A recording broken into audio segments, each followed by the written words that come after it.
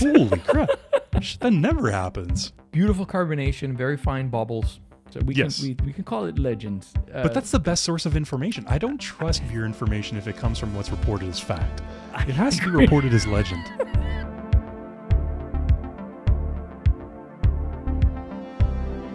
Welcome back to Beer Brackets, everybody. We are finally getting to a beer that we've been wanting to review for quite some time from a brewery that we obviously love. Now, after not having filmed a review for 2 months, there's been a little bit of a break in the Beer Brackets world here.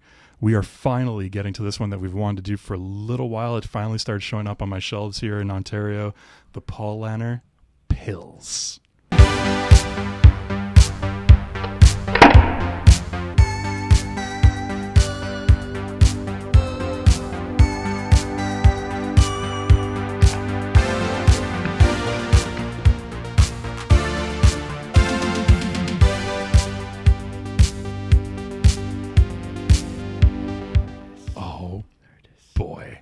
Paulaner already has a beer on the Perfect Beer Roundtable, my friend, the Paulaner Wheat Beer. The Salvatore and the Hellas did pretty well in a review format. Will the Pils? We're going to find out, my friend. This is an exciting review for all the reasons you've been saying, and for the fact that also we've been talking about reviewing this specific one for quite some time. Even before we both acquired it, we had it in the works. We're trying to figure out where to hunt, where to find so we could both get it. And finally it happened. And then we had to wait longer. It's about time. We can't wait. It's about damn time, man. It's about damn time. We've already covered the Paulaner Brewery in extended format. You can go back and check out our different reviews, especially the Paulaner Salvatore review. That has a very entertaining one talking about the Paulaner monks there. If you are curious, go back and check that out. So the luxury that affords us, my friend, is we can skip your story time for the time being, and we can jump right into this amazing, delicious review. But first, buddy, see on the can there? Actually, do you have the can or the bottle? What do you have? I have the can, my friend. I have the can. Oh, you actually have the can? Yeah, for once. Holy crap. That never happens. You always have the bottles, especially with the Paulaners. It seemed like you always have the bottles. That's right. Yeah. This time I got lucky. I got the can as well. There you go, man.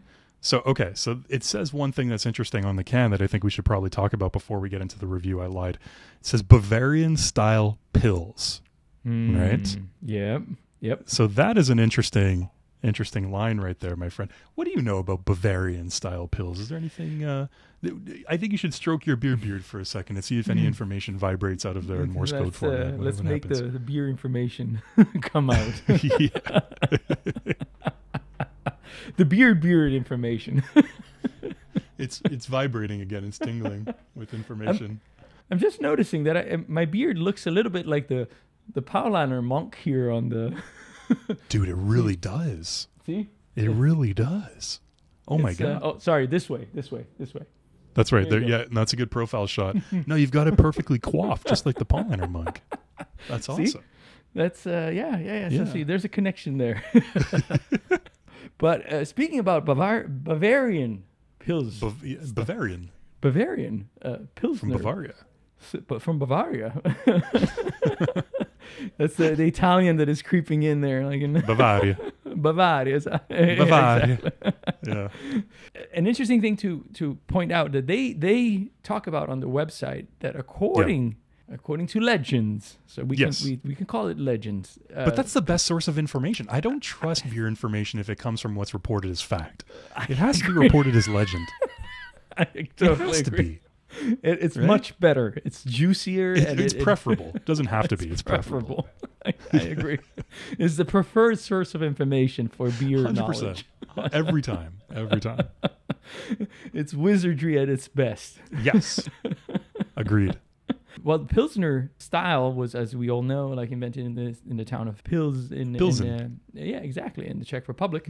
There is a legend that I've learned some the new things. Brewer that actually brewed the style to begin with in the town and made it famous and made it popular and etc. was actually coming from Bavaria, southern Germany. Bavaria. So there's a say that while the style is originated and is attributed to the town there, the brewer that actually invented it, that crafted it at first, was coming from Bavaria. And that's what this beer is a little bit celebrating, according to the Paulaner website and the legend. But one thing that I would like to add, which also I was a little bit curious about when I went on the website and I researched it a little bit, it's interesting how they say that it's a Pilsner style, But surprisingly enough, in the hop varieties, there is no Saaz. So there's Hallertau, right. and Hallertau, I forget the second one, but it's they specifically say that the Hallertau tradition is the main hop variety used, like to showcase that.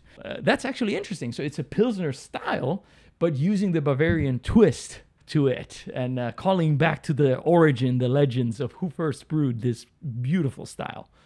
That's amazing. And another thing about the Bavarian style Pils, it's very malt forward. That's kind of its trademark of what it's known for, with the hops kind of taking form on the finish more so than up front in beer in the first half.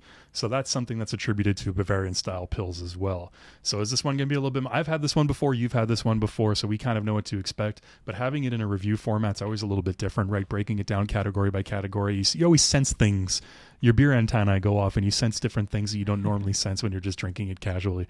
So I'm super pumped for this, buddy. Let's crack these open and let's get this review going. Let's do it. There's no more time. We must do this.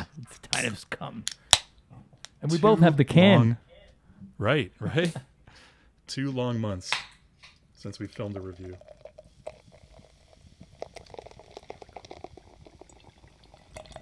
Oh, those beautiful beer ASMR sounds.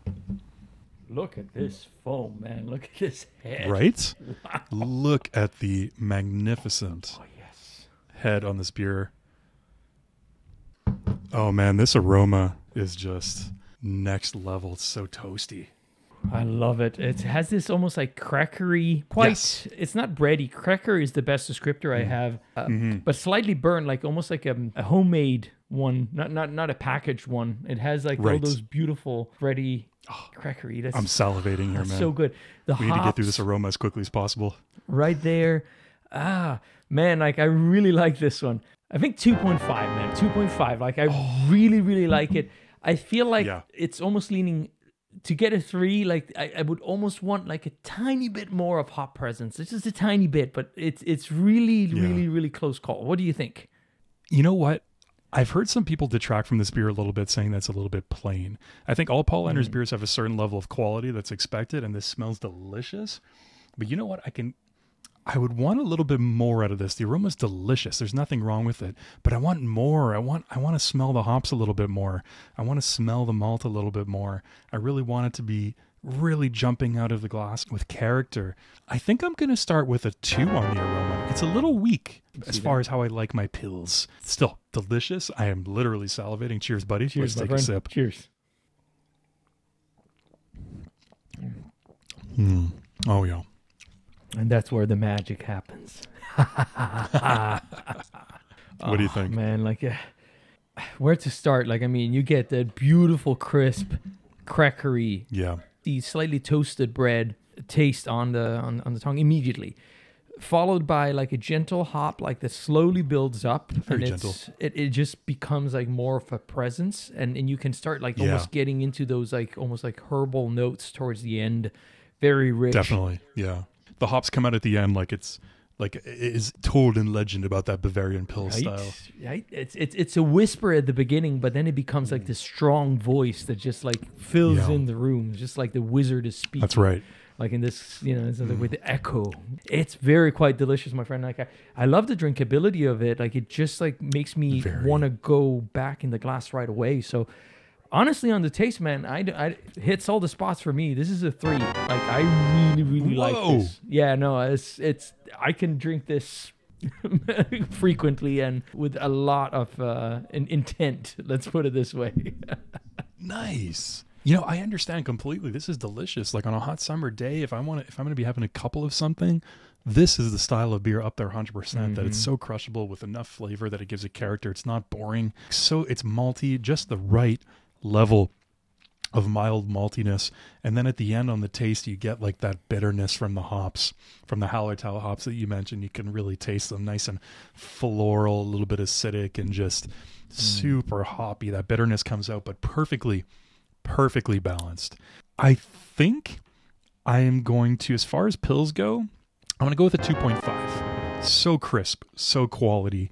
To go up to a 3, I would need a little bit more substance there. Maybe something a little bit more unique, but 2.5, solid score. All right, buddy. We're at the mouthfeel now. We got to do a little bit of a refresher. Yes. Beer bracket tradition. Let's do it. All right, what do you think? Beautiful carbonation, very fine bubbles. Love how they coat and they really take off like that nice malty presence that the beer has. Yeah. I don't know if it's the can version. It would be interesting to try the bottle versus on tap. But I do still feel like that there is a little bit, just towards the end, a bit of a presence on your tongue compared to other beers in the similar style that are, it's not quite present. So I think actually on the mouthfeel, I'm going to go down to a 2. But just compared to the other 2 categories, in my opinion, like it's the one that is, I don't know, bringing it down a notch. And it might be just the variation that we're having. What do you think, my friend? Little to no sort of like oily stickiness. It's not really a crisp carbonation. It's kind of just like a foamy, soapy carbonation, how we've described that before. Well described. It's very soft in body, light in body beer. With my Pils, I almost like more of like almost like an IPA mouthfeel where it's a little bit, you get a little bit of the acidity from the hops, a little bit of bitterness there. Yeah. I appreciate that a little bit more in a Pils. Again, delicious. I think I'm going to stick with a 2. So now, finish. Ooh. What do you think? My friend, this beer, in my opinion, is all about the finish. I hinted it in the taste. Yeah. Those hops, they start like a whisper, but they slowly grow. And I love how they're not too much about the bitterness. And I can see that how that would, it takes away a little bit from the mouthfeel. But man, like on the finish, I just think that it just like grow within your whole experience. You can taste those like subtle aromas, those very gentle notes that are just filling the whole room. It's just like a voice that slowly like fills in the room, like, and it makes this beautiful and pleasant goodbye. So it's amazing to me. I think on the finish, man, like I'm gonna go with a 3. Like as far as like a finish for a Pilsner that I can think of, this is beautifully done. It has everything I want. A little bit of malt presence, beautiful hop presence without being overly bitter, extremely pleasant. The finish is subtle enough that it makes it as sessionable as we've been describing it as being, which is a fantastic thing. Perfect mix of hops and malt. You can taste everything. It's like every little element that's in this beer, you can pick it apart and pinpoint it. It's so clean, so high quality, so well manufactured. I could tell it was brewed by master wizards. Again, with beers like this that are meant for sessionability and a little bit light, I have trouble going up to a 3, but it's obviously fantastic as far as Pilsners go. I think I'm going to stick with I'm being a little bit more critical than you on this one, not because I don't like it, but just because I like what I'm tasting so much that I want more of it. So I think I'm going to go with the 2, buddy. I'm going to stick with the 2. Fair. Good, really, really good. But just like, I want more. So now, my friends, an overall beer experience. You've been very high on this all the way through. And again, I'm positive as well. I'm really enjoying this beer. You've been a little bit more enthusiastic than I am about it with your scores. What do you think from beginning to end? How would you rate this beer experience? Like there's some elements on which, like, maybe we have like slightly different opinions, but like you said, it's masterfully crafted, very well done. It all the Paulaner offering, really, it's just a matter maybe of opinion of what style you prefer. But this beer really, like, I think it's a great example of Bavarian Pilsner style. Like, it's well done and it's extremely drinkable, extremely sessionable. It's something that I would love to enjoy in a big giant mug, like cold mug, like on a hot summer day, or maybe under the chestnut trees, right? Like for me, it lands to a 2.5 because it's not quite there to make it to a perfect beer territory, but it hits enough of the notes where like I really enjoy it and I would be happy to drink it again. Like, so what do you think, my friend? What's your final opinion? Final thoughts. You know what? Even though I've given it a couple of 2s along the way, I think from beginning to end as a beer experience, again, because you can taste and sense that quality of craftsmanship in this beer, it is an extremely pleasant beer experience. I'm going to go with a 2.5 overall, my friend, for Paulaner Pils. Delicious, wonderful, sessionable, drinkable, tasty Pilsner beer. So calculating our final scores, for me, that comes out to a 3.66 on 5, which is a great beer. For Alessandro, it's actually a little bit of a difference here. For him, it's a 4.33 on 5, which in our rating system is an outstanding beer. So a little bit of a difference in our scores there, a little bit of difference of opinion. Alessandro had a little bit more of a love affair with Paulaner Pils. And again, I'd not to say I did not enjoy it. For me, it was just more a matter of I like it so much, I want more of everything. So just that's how the beer review cookie crumbles, my friend. That's awesome. And what a great review. Finally, we got to experience this beer together, my friend. Like, Right. It's such a pleasure. Thank you so much for joining us in the pub, everybody. Let us know down below, what do you think of the Paulaner Pils? How would you rank your favorite Paulaner beers? Is this one up there? What do you think about it? Have you tried it? I think this one's pretty accessible. Most people must have tried it at this point.